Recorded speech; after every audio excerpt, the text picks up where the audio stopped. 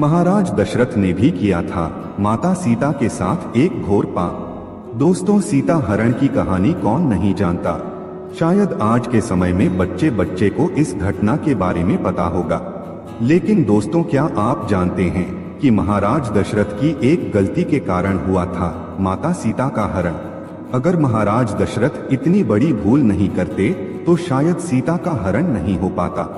जी हाँ दोस्तों, महाराज दशरथ ने एक बहुत ही बड़ी भूल कर दी थी, जिस भूल के कारण माता सीता को उसका नतीजा भुगतना पड़ा। दोस्तों, महाराज दशरथ की वह कौन सी गलती थी जिसके कारण माता सीता को इतने सारे कष्ट झेलने पड़े। अगर आप भी जानना चाहते हैं विस्तार से तो बने रहे हमारे साथ वीडियो के अंत तक। तो नमस्कार मित्रों, स्वागत है आपका आज के इस नए वीडियो पर एक बार फिर। मित्रों, रामायण की कथा तो आप सभी ने सुनी या पढ़ी होगी, जिसमें श्री राम और माता सीता के जीवन से जुड़े पहलुओं को दिखाया गया है। उन्हीं में से एक कहानी में बताया गया है कि महाराज दशरथ की एक छोटी सी गलती के कारण हुआ था माता सीता का हरण। वैसे दोस्तों, हमारे विद्वान कहते हैं कि रामायण की कई किताबें हैं और हर एक किताब में हर एक अलग कारण बना हुआ है। रामचरितमानस जो तुलसीदास महाराज की है, उनकी हर एक चौपाई मंत्र का काम करती है। तो चलिए आप लोगों का ज्यादा समय बर्बाद ना करते हुए गौर करते हैं इस कहानी की तरफ कि ऐसी कौन सी गलती हुई थी महाराज दशरथ से कि रावण माता सीता को हरण करके ले गया। वैसे दोस्तों, बहुत से पुराणों में अलग अलग मत मिलते हैं, सभी जगह अलग अलग प्रमाण मिले हैं, लेकिन इस कहानी के माध्यम से मैं आपको बताने की कोशिश करता हूं कि जब भगवान श्री राम, लक्ष्मण, भरत, शत्रुघ्न चारों भाइयों की शादी हो गई और बारात लौटकर वापस अपने नगर में आई, तो महाराज दशरथ ने अपनी पत्नी कौशल्या से कहा था कि कौशल्या, एक बात आप लोग हमेशा गांठ बांध कर रखिए, क्योंकि आज तक आप सिर्फ और सिर्फ चारों बेटों की माँ थी, लेकिन आज के बाद आप लोग माँ होने के बावजूद चारों बहुओं की सास भी बन चुकी है। तो उन्होंने महाराज दशरथ से पूछा कि क्यों, तो महाराज कहने लगे कि सास और बहू का धर्म क्या होता है। जिस घर में बेटे की बहू आ जाए, उस घर में सास का ये धर्म बनता है उसका ख्याल रखे। यानी दूसरे की बेटी हमारे घर में बहू बनकर के आ रही है और सास का ये धर्म बनता है कि उसकी रक्षा ठीक उसी प्रकार करनी चाहिए जैसे आंखों की रक्षा पलक करती है। उसके बाद महाराज दशरथ ने बहुत प्रकार के उपदेश दिए, बहुत तरह से उन्हें उनका धर्म समझाया। उसके बाद में 2-4 दिन निकल गए तो एक दिन महाराज दशरथ के दिमाग में एक बात आई। महाराज ने विचार किया कि क्यों ना मैं अपनी चारों बहुओं की परीक्षा ले लूं कि मेरी कौन सी बहू कितनी चतुर है। तो महाराज दशरथ ने अपनी चारों बहुओं को सीता, मांडवी, श्रुतकीर्ति और लक्ष्मण की पत्नी उर्मिला, इन चारों को अपने पास बुलाया और चारों को पास में बुला करके एक बात कही कि देखो बेटा, तुम चारों मेरी पुत्री के समान हो। मेरी पुत्री हो तो मेरा एक आदेश है तुम्हारे लिए। अब चारों बहुएं खड़ी है, महाराज दशरथ आदेश कर रहे हैं। सभी ने कहा, कहो पिताजी, क्या आदेश है। महाराज ने कहा, आदेश ये है कि आज तुम चारों अलग अलग रसोई बनाओगी। तुम चारों अपने अपने हाथ से मेरे लिए खाना बनाकर लेकर आओगी और फिर देखते हैं कि कौन बहू कितनी चतुर है और कितनी जल्दी खाना लाती है। अब चारों बहू वहां से चली गई। सभी के दिमाग में ये बात आई कि मैं पहले पहुंच जाऊं तो मैं पहले पहुंच जाऊं। चारों के दिमाग में एक ही बात आई और उन सभी ने भोजन बनाना शुरू कर दिया। 56 प्रकार के व्यंजन बनाकर तैयार किए गए। तो सबसे पहले भरत की पत्नी, जिसका नाम था मांडवी, वो खाना लेकर चली। उन्होंने बहुत अच्छे से थाली को सजा लिया, सारी थाली में तरह तरह के पकवान रखे और ले जाकर थाली महाराज के सामने रख दी। दोस्तों, जिस चौके पर महाराज दशरथ बैठे हुए थे वहीं उन्होंने थाली ले जाकर रख दी और कहा, पिताजी भोजन करिए। लेकिन मांडवी एक चीज भूल गई थी कि खाना खाने वाले को खाना देने से पहले पानी भी दिया जाता है। महाराज दशरथ ने देखा कि ये भरत की पत्नी आई है तो चलो कोई बात नहीं, अभी छोटी है, नादान है, शायद अकल आ जाए। महाराज दशरथ ने मांडवी के हाथ से भोजन की थाली ले ली और वहीं पर रख ली और बोले, बेटा आप जाओ, हम थोड़ी देर में भोजन खा लेंगे। फिर दोस्तों, तब तक लक्ष्मण की पत्नी उर्मिला चली आई उन्होंने भी बहुत जल्दी जल्दी में भोजन बनाया था। उर्मिला ने भी एक थाली में भोजन सजाया, साफ सफाई अच्छे तरीके से भोजन थाली में लगाया और थाली सजाने के बाद उर्मिला भी भूल गई कि महाराज दशरथ को पानी भी देना है। दोस्तों, उर्मिला भोजन की थाली लेकर के अपने ससुर यानी कि महाराज दशरथ के पास में पहुंच गई। अब महाराज दशरथ समझ गए कि लगता है ये भी बहू बिल्कुल ऐसी ही है। और दोस्तों, ये बात सच है कि अगर किसी को भोजन दिया जाता है तो भोजन खाने वाले को भोजन देने से पहले पानी जरूर देना चाहिए। लेकिन उर्मिला भी भूल गई। महाराज दशरथ ने उनके हाथों से भी थाली ले ली और बोले, बेटा आप भी जाओ, भोजन हम कर लेंगे। अब दोस्तों, तीसरे नंबर पर चली शत्रुघ्न की पत्नी, जिनका नाम श्रुतकीर्ति है। और जल्दी जल्दी में भोजन उन्होंने भी बनाया। भोजन इतना सुंदर बनाया था, इतना स्वादिष्ट बनाया जिसका कोई जवाब नहीं। लेकिन उनसे भी एक गलती हो गई। उनसे गलती ये हो गई कि श्रुतकीर्ति हाथ में भोजन की थाली लेकर के चली, लेकिन महाराज दशरथ को जल्दबाजी में जल देना ही भूल गई। अब महाराज दशरथ ने शुद्ध कीर्ति के हाथ से भी भोजन की थाली ले ली और वहीं पर रख ली। और वहीं पर रखने के बाद कहा, बेटा आप भी जाइए, हम थोड़ी देर में भोजन करेंगे। तीनों थाली रखी है, भरत की पत्नी की, लक्ष्मण की पत्नी की और शत्रुघ्न की पत्नी की, लेकिन महाराज दशरथ ने किसी में से एक भी ग्रास भोजन नहीं किया। इंतजार था महाराज दशरथ को माता सीता की। विचार कर रहे थे कि जैसा भोला भाला मेरा बेटा राम है और मुझे लगता है कि उनकी पत्नी सीता भी उतनी ही भोली भाली है, क्योंकि बाकी बहू थोड़ा थोड़ा चतुर थी, इसीलिए भोजन बना करके जल्दी ले आई।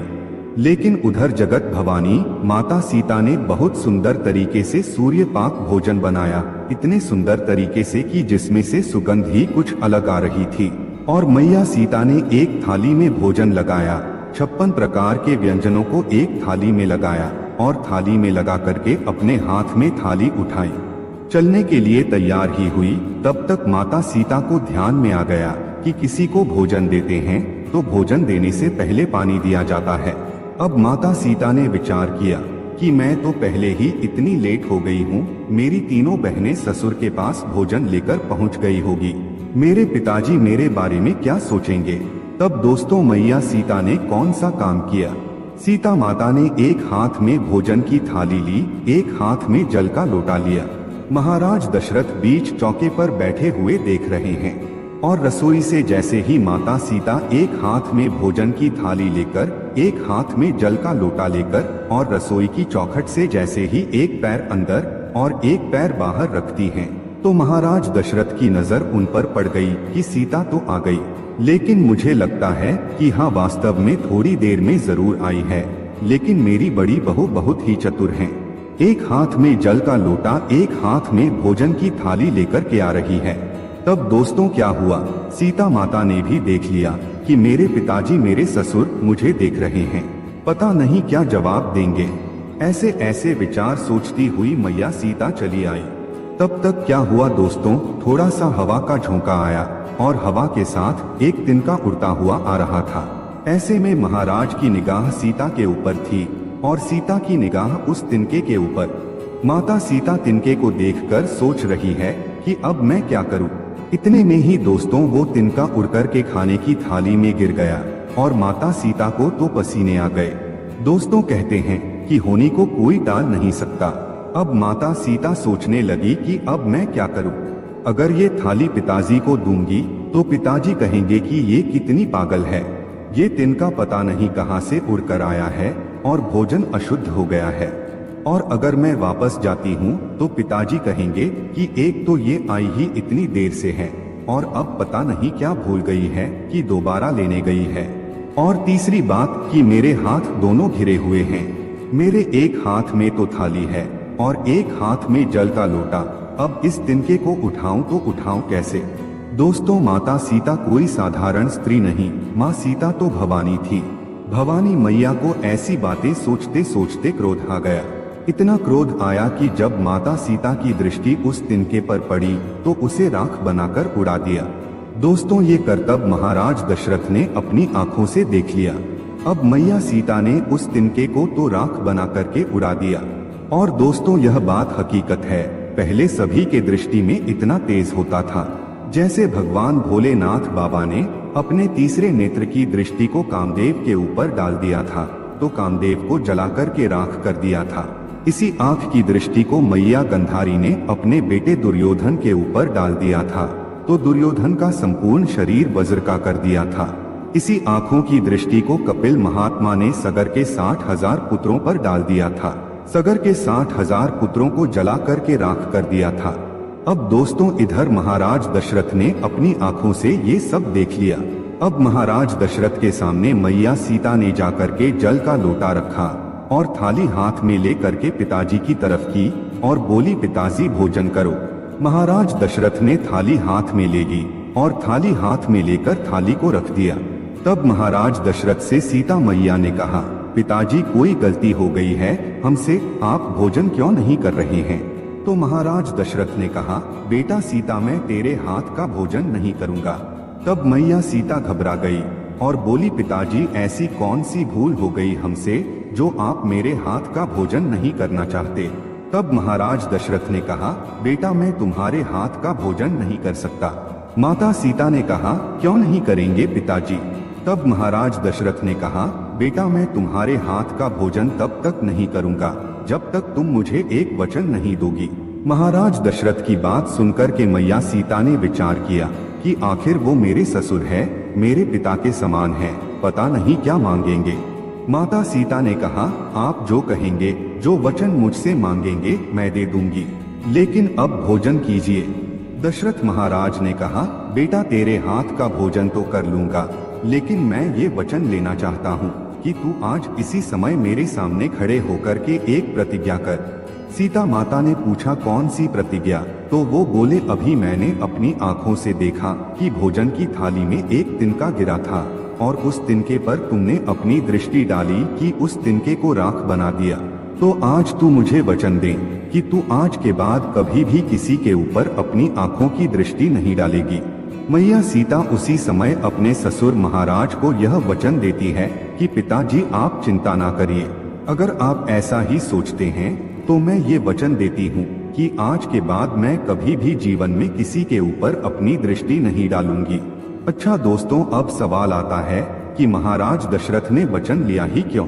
महाराज दशरथ समझते थे कि मेरे सबसे बड़ा बेटा जो राम है वो थोड़े सुशील सज्जन है, तो अगर किसी दिन पति पत्नी में कोई अनबन हो गई और अगर सीता को क्रोध आ गया तो क्रोध में आकर आंखों की दृष्टि को अगर मेरे बेटे के ऊपर डाल दिया तो मेरे 3 ही बेटे रह जाएंगे। फिर माता सीता ने यह वचन देते हुए कहा कि आज के बाद मैं अपने जीवन में कभी भी किसी के ऊपर अपनी दृष्टि नहीं डालूंगी। तो दोस्तों जिस समय मैया सीता लंका में थी रावण के यहाँ, तो जब दोस्तों रावण सीता को धमका रहा होता है तलवार लेकर के कि एक बार मेरी तरफ देख, तो मैया सीता एक तिनका की तरफ देख करके सोचती है कि अरे तिनके, अगर उस दिन तुम मेरा बैरी ना हुआ होता, मेरे पिता समान ससुर मुझसे ये वचन ना लेते, तो शायद आज ये रावण मुझे नहीं धमका रहा होता, इसे मैं कब का जला करके राख बना देती। तो दोस्तों मेरे समझ में महाराज दशरथ के इस गलती के कारण सीता जी रावण की कैद से खुद को मुक्त नहीं करवा सकती थी। आपका इसके बारे में क्या कहना है, आप हमें कमेंट्स करके जरूर बताइएगा। फिलहाल आज के वीडियो में बस इतना ही। अब हमें इजाजत दें और वीडियो को अंत तक देखने के लिए आपका बहुत बहुत शुक्रिया।